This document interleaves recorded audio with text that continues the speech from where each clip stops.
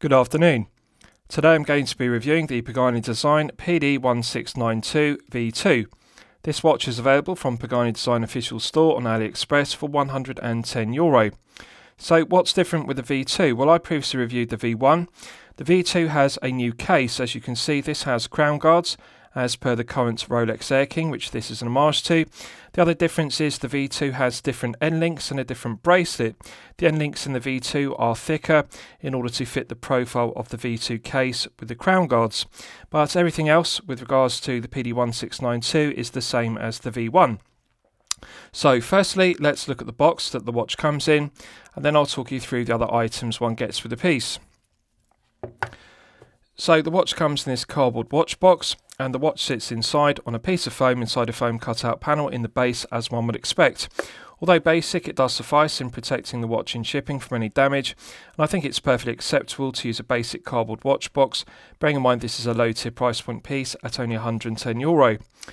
With regards to the items, this is the owner's instruction manual, clear concise diagrams. The instructions are in English, and it details the operation of the movement used, which is the Seiko NH35A automatic. This is the guarantee card that comes with the watch, and as usual the reverse isn't filled in. However, I'm pleased to report that the PD-1692 V2 is covered by the usual 12-month international guarantee. One also gets this plastic tag, and one also gets this Zulu strap. As you can see, the nylon is a thick weave, which is like ballistic nylon, and the keepers are solid stainless steel. It's a Zulu strap rather than a NATO strap, and the stainless steel hardware is black PVD coated throughout. The two keepers are stitched either side into position to prevent them sliding out of position, and the quality of the PVD coating is good. It's a good thick layer of PVD coating, so it's not going to wear off easily with daily wear. Now the strap is stiff because it is thick fabric like ballistic nylon, but I think with daily wear it's going to break in. Plenty of holes in the strap to allow for fine tuning the length. Good attention to detail because around the holes are welded to prevent them fraying with daily use, and also the end of the strap is welded to prevent it fraying. This will fit up to an 8-inch wrist, so it's suitable as an alternative to the oyster style bracelet if you have a larger wrist. And lastly, one also gets this Pagani Design branded microfiber polishing cloth. I always think it's a nice touch to get a branded microfiber polishing cloth irrespective of the price point of a piece. So with regards to the specifications of the piece, this is the Pagani Design PD-1692 V2. The watch is clearly an homage to the Rolex Air King, so very similar proportions to the Air King. We have a 40mm case diameter. We have a 48.7mm lug-to-lug measurement, a thickness of 11.7mm, and a lug width of 20mm. The oyster-style bracelet tapers from 20mm at the lugs down to 15.6mm at the flip-lock clasp. As you can see, the flip-lock clasp is signed to a high standard with Pagani Design engraved. Beautiful lustre to the 316L grade stainless steel, which contrasts with the flawless mirror polishing to the flanks. Now I'm going to be critical of this clasp because although this is a V2, Pagani Design haven't refined the quality control and the finishing of their clasps. This one does have sharp corners, and also it has a sharp edge on this edge here. Now it's not razor sharp, it's not sharp enough to cut your wrist, but however the corners are very sharp and they are sharp enough to cut your wrist. So they really need to improve their QC and their finishing to deburr the edge of their bracelets and also deburr the corners, or alternatively put machine chamfers or bevels, and that would make it more safe to wear because of course if for example one picks up a child and one's wearing this, the corners or the sharp edge could cut the child. So it is a concern, and I think that they need to improve upon the finishing to their flip-lock clasps. I'll show you the interior. Solid milled 316L grade stainless steel, matte bead blasted effect to the centre section of the body, which contrasts with the mirror polished flanks and the top side and underside. The hinge pins are tight, they don't have too much play in them, and the quality of the finishing is good. No sharp edges, no sharp corners to the interior of the solid mill clasp. It snaps shut with a nice positive click, and there's a nice positive secondary click to the flip lock itself. 3 micro adjustment holes on the underside. Now I'm going to be critical of this. Pagani Design really needs to improve upon this micro adjustment system. There are 3 dimples either side in the interior of the body, but there's only one slot in the micro adjustment, which is like a 5mm EasyLink style extension, and it's difficult to get a spring bar tool in the slot in order to move the spring bar up and down the 3 micro adjustments. It is good it does have a 5mm EasyLink style extension. This one does deploy with a nice positive click. Solid milled EasyLink style extension gives 5mm of on-the-fly adjustment. It also snaps in with a nice positive click. On some clasps they are too loose and they're sloppy and they rattle about. This one is actually a tighter fit, and I prefer them to be slightly too tight rather than too loose, because it means they're not going to accidentally deploy. This one does need a firm push in order to get it to deploy. It also needs a firm push to get it to click back in, but I'd rather have it too tight because it doesn't rattle about. So it's one of the better executed solid milled EasyLink style extensions, although I think they need to improve upon the quality of the finishing of the clasp as I've detailed, but it does work to a satisfactory standard. With regards to the rest of the specification, we have a flat sapphire crystal with AR coating on the underside, and this is something I really like about the PD-1692, and I'll also apply the same to the 1733, which is the Milgauss Homage. On the 1692 Explorer and Air King homages and the 1733 Milgauss homages respectively, Pagani Design introduced clear AR coating on the underside, and it is a notable enhancement, and I'm really pleased to see them use AR coating because it does reduce the glare and the highly reflective nature of the silver mirror polished Mercedes hands, the applied silver shield, and also the applied 9, 6 and 3 Arabic numerals. They've made the correct decision by using a glossy black enamel dial versus using a sunburst dial or alternatively a matte black dial. This really is a very good homage to the Rolex Air King, the current version with the crown guards. The symmetry of the dial is good. It does a good job of being an homage to the Air King dial layouts, large white Arabic numerals and also the applied 9, 6 and 3. Just the right amount of information because we have the Pagani Design shield, which is applied at 12, and then automatic 20 bar / 200 meters in green, which complements the contrasting green second hand. Good attention to detail, because if you look closely at the second hand you can see it's green, but the centre section above the cannon pinion is silver as per the Air King. So I think they've done a very good job with the handset. They are correctly proportioned. The minute hand is long enough, and the proportion of the Mercedes hour hand is also the correct size, and the contrasting green second hand, the tip of it extends all the way to the chapter ring, the white minute ticks. Often with low-tier Chinese watches, and I'll apply this criticism to Pagani Design, often they undersize the Mercedes handsets. So for example, the second hand is too short, it doesn't extend fully to the white minute ticks on the chapter ring, but if you look at the tip of the green second hand, you can see it does actually just touch the white minute tick, so it is the correct proportion for this 40mm head of the piece. So glossy black enamel dial is very well executed. The quality of the printing of the white Arabic numerals is good. The applied triangle at 12 and the 9, 6 and 3 applied Arabic numerals are also well proportioned and very well finished. So with regards to the bezel, it's solid 316L grade stainless steel, flawless mirror polishing, and I like the way the crystal, the bevel on the edge of it, catches the light. The crystal projects above the bezel and it's very eye-catching. The AR coating works very well. With regards to the case finishing, flawless brushed satin finishing to the tops of the lugs, which contrasts with the mirror polishing to the flanks. No sharp edge to the undercut to the flanks, and we don't have any sharp corners to the tips of the lugs, so the head of the piece is very well finished. I'll show you the case back. Solid screw down stainless steel case back, and it's engraved to high standard, as you can see, with the reference number and the specification of the piece, and also this mounting design. Personally, I think a sterile case back would be better. Alternatively, if they simply engraved the Pagani Design shield or embossed it rather than having these designs, but it's a characteristic of the 1692 that they engrave these designs such as this mounting. But the quality of the engraving and embossing is very good. The thing to note is it is a very low profile stainless steel case back, bearing in mind it provides 200 meters of hermetic seal. It's not a bubble back case back, it's actually very flat. And this is something I really like about this 1692 V2. It's only 11.7mm thick, which is very good for a 200 meter water resistant piece. Normally one would expect a 200 meter piece to be thicker because it needs a thicker sapphire crystal and a thicker case back than a 100 meter piece.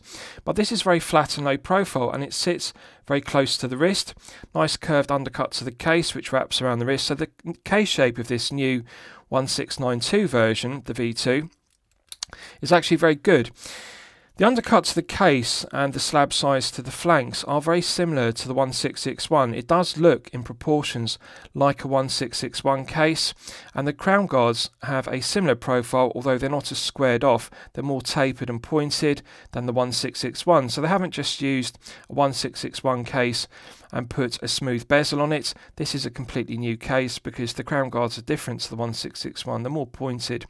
Proportions of the crown guards are excellent, and I actually like the aesthetic of the slab sides. They are thicker than the V1's PD-1692 case. It is a taller slab-sided piece, but overall the thickness is actually very similar, 11.7. Right, so I'll give you a wrist shot and you can see how it fits on my 8-inch wrist. Now I haven't sized the bracelets, I've simply taken the watch out of the watch box. And I'm pleased to report it fits my 8-inch wrist with no difficulty whatsoever. I can in fact slide an index finger underneath the bracelet and clasp at all times, so this would actually fit up to an 8.5-inch wrist, and that is without deploying the 5mm EasyLink style extension. This is with it on position 3, which is the maximum. So this is good for an 8.5-inch wrist if you have a larger wrist. Now, with regards to the proportions, they are excellent with this piece. The lug-to-lug measurement is 48.7, which is slightly longer than the V1. Personally, I think they should have reduced this down to 48, which is the perfect lug-to-lug measurement. At 48.7, it is 0.7mm longer than perfection, but it's still close enough. The thing I will say is, it will best suit a collector with a wrist of 7 to 8 inches. If you have a 6 to 7 inch wrist, you may find 48.7 to be slightly too long. But the head of the piece is correctly proportioned because we have a 40mm head of the piece, which is incredibly low profile. It's only 11.7. Very snug fit. The undercut of the case wraps around the wrist very well. And with the absence of female pivoted end links, normally one would get a large gap underneath the tips of the lugs and also the end link in the bracelet. But this one actually fits very snugly due to it being very flat and low profile. The case back is very flat and low profile. And as you can see, it's a very well balanced piece. The taper is correct. 20mm down to 15.6 is a very good taper. 20 to 16 is the industry standard, but they've actually reduced it slightly more with this V2 version down to 15.6 rather than 16. And it actually works very well. 20 to 15.6 is a very nice taper. Very well balanced piece. It's only 147 grams, and as you'll know from my previous reviews, I consider anything under 150 grams to give a nice feeling of wrist presence and heft. It gives a feeling of quality without being top heavy and unbalanced. At 147, it's just below the perfect 150 gram heft for a 40mm head of the piece. So it feels balanced, feel good factor is good, comfort level is good. I love the way the bevel on the edge of the crystal catches the light, as you can see. The AR coating works very well, symmetry, legibility is all good, and the quality of the finishing to the bezel is flawless. The finishing to the head of the piece is flawless, no sharp edges to the undercut to the flanks, and no sharp corners to the tips of the lugs. Bracelet is also very good, no sharp edges to the flanks, doesn't pull arm hair, doesn't rattle. This is one of the better oyster style bracelets that I've seen Pagani Design make. They deserve credit. The quality control, builds quality and finishing are very good. So let's look at the bracelet closer. Now, sometimes with the oyster style bracelets, they can be sloppy and they can have a lot of play in the screw pins. This one does have some play, but it's not excessive. It is acceptable. The brushed satin finishing is excellent, beautiful luster to it on the top side and underside, and that contrasts with the flawless mirror polishing to the flanks. So no sharp edges to the flanks, and it doesn't pull arm hair. The end links are a good tight fit to the case, and they closely match the profile of the lugs, which are thicker on the V2 than the V1 respectively. Looking at the other side, we don't have any play in the end link. It's a good tight fit. The spring bars are a tight fit between the end link and the head of the piece. The profile is correctly machined. As you can see, the profile of the end link matches the profile of the lugs. So it's one of their better oyster style bracelets. We do have some play, but it's not excessive, it doesn't rattle, and this is certainly better than some of the oyster style bracelets I've seen. Right, so let's do a loom test and we'll see how the loom performs when it's charged up to the absolute maximum. So as always, I'm going to use my 100 UV LED torch to charge it up to the absolute peak. Right, so that's now fully charged, and as you can see, they have now applied green Luminova to the white Arabic numerals, and we also have contrasting blue Luminova on the triangle, the 9, 6 and 3 Arabic numerals and the Mercedes hands. Now this is the one major negative to the watch. the poor quality Luminova. I would really like to see them upgrade to either using BGW9 Super Luminova or alternatively C3. One thing or the other. It's subjective whether they've made the correct decision by looming the smaller minute Arabic numerals in white by using green Luminova, because as you can see it's negligible performance. The green Luminova they've used on the other Arabic numerals, the minute Arabic numerals, is quickly beginning to fade to nothing, so it's completely pointless using poor quality green Luminova. On the 9693 it is glowing brighter, but it's clearly not BGW9. We're looking at 2 to 3 layers of blue Luminova. It's glowing bright on the Mercedes handset, and that indicates that they've applied more layers of Luminova to the Mercedes hands.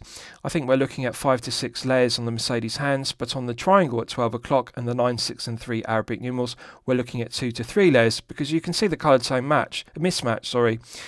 The triangle and the applied Arabic numerals are weaker. They're fading faster, so that's 2 to 3 layers. But the Mercedes hands are glowing brighter, and they will glow for a longer length of time due to 5 to 6 layers. But it's still nothing like the performance of BGW9. I've raised this issue before in my reviews, and I think it's something that collectors would happily pay an additional €5 to €10 on the retail price. This is €110, and if it were 115 or 120, collectors would happily pay an additional €5 to €10 in order to get BGW9 or alternatively C3 Super Luminova, because it is the one main negative of several Pagani design watches, such as this 1692 V2. So as you can see, on the triangle and the 9, 6 and 3 applied Arabic numerals, it's now fading very quickly to nothing. The Mercedes hands are still performing okay, but I think it's disappointing for €110 price point piece to have weak Luminova. Right, so let's discuss the movement used, because it's one of my favourite aspects of the piece. You'll all be familiar with the Seiko NH35A automatic. It has 24 joules. It runs at 21,600 vibrations per hour and a frequency of 3 Hz. It has hand winding and hacking, which use for complications. Now, the thing to note is there is a phantom date setting position. So let's do a crown test and we'll see what the execution is like. I would prefer Pagani design to change from using the 35A to the 38, because that would delete the date complication. Now, it does feel silky smooth unscrewing the crown, perfect interface between the internal thread of the stainless steel crown and the external thread of the stainless steel crown tube. Coin edge finished, mirror polished domed cap and embossed with the shield to a high standard. So silky smooth to unscrew it, no friction whatsoever. In the first position, one can manually wind the 35A to top it up to its maximum 40-hour power reserve. It feels smooth to manually wind. One can feel the tension in the mainspring gradually building up. The negative is the 35A has a date complication, so pulling it out to the first click position is the quick set date complication, and when one rotates the crown anti-clockwise, you can feel the quick set complication, the date wheel clicking over, because the date wheel is present beneath the dial. So one can hear the clicks, they're loud, they're audible, and I think that they really should use the 38 versus the 35A, and that would delete this phantom date setting position. Putting it out to the second click position is now the time setting position, and if you look at the green second hand, you can see it's now stopped dead. The 35A has hacking, so it's possible to set the time precisely to the second. No backplay, clockwise and anti-clockwise. There's an immediate response when one rotates the crown. It feels silky smooth, clockwise and anti-clockwise. Absolute pleasure to set the time with the 35A, and I really like it. I like the immediate response to the crown. The minute hand moves clockwise and anti-clockwise without any backplay, as per the Miyota 8215, which has backplay. So it's the correct choice of movements, but I just think it could be enhanced if they use the 38 to delete the date complication. Pushing it back in, it's got a nice positive click, and that restarts the movement. So let's test screwing it back down. Immediate thread pickup. This is 10 out of 10 screw down crown execution. Credit where credit's due. Pagani design do have common QC issues, such as backplay and lateral side play in their bezels on the 1661 and 1662. But one thing they get consistently correct across all their models, the 1661, 1662 and the 1644, is the screw down crowns, and the same applies to this 1692. It is silky smooth, and also there's an immediate pickup. The interface between the internal thread of the stainless steel crown and the external thread of the crown tube, the threads mesh, they pick up instantly, and there really is no improvement that can be done on this. It really is a very well executed Screw down crown, 200 meters is strong specification, and this is a €110 piece, so it's an example to other brands within the low tier of how to do a screw down crown. It's very well executed. Right, so with regards to the rest of the movement, the stated accuracy is -20 to +40 seconds per day, so a rather wide accuracy range. However, this one has been well regulated. It's running consistently at +6 seconds per day. So +6 is well within the -20 to +40 stated accuracy, and it's good enough for an NH35A. I think they are well regulating the 35As they're using.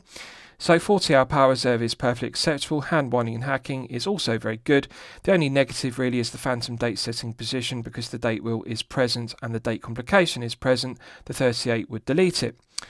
So correct choice of movement for the piece, and I really like the reliability of the 35A. It's a reliable, well-proven workhorse movement. So lastly, I'll summarise the piece. What do I think of it overall? Well, when I'm considering reviewing a watch on my channel, the watch meet two criteria.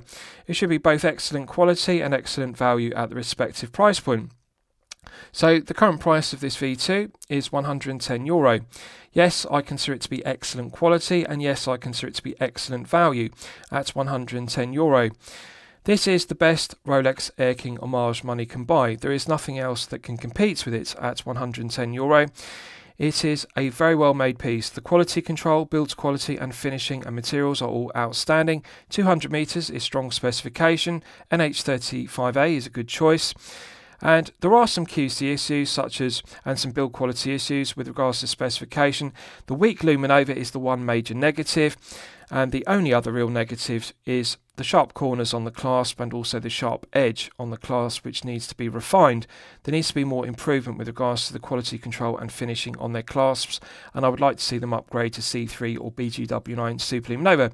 But it is good to see AR coating at this price point, and I really like the quality of the finishing. Now, which is the better version, the V1 or the V2? Well, I've reviewed both, and I actually like both. The V1 without the crown guards, and also this V2 version, which is like the current Rolex Air King. It's subjective. It comes down to whether you prefer the previous version of the Air King or the current version with the crown guards case. This does look, and it feels more like a 1661, because the flanks are more slab-sided, rather like a Tudor Black Bay. So I would say to you, if you have a smaller wrist of 6 to 7 inches, the V1 will be a better fit, because the slab sides on the V2 aren't present on the V1. The 1692 V1 case is lower profile on the flanks. But if you have a larger wrist of 7 to 8 inches, I think you will enjoy the wrist presence of the V2 with the crown guards, because the flanks are taller. Although it is only 11.7mm thick, it is a very low profile piece, bearing in mind it's an NH35A powered watch. So I'm going to declare it excellent quality and excellent value. I'm going to declare it a champagne watch for lemonade money. I hope you've enjoyed my review of the Pagani design PD-1692 V2. Please feel free to post your own comments below the video. Thank you very much.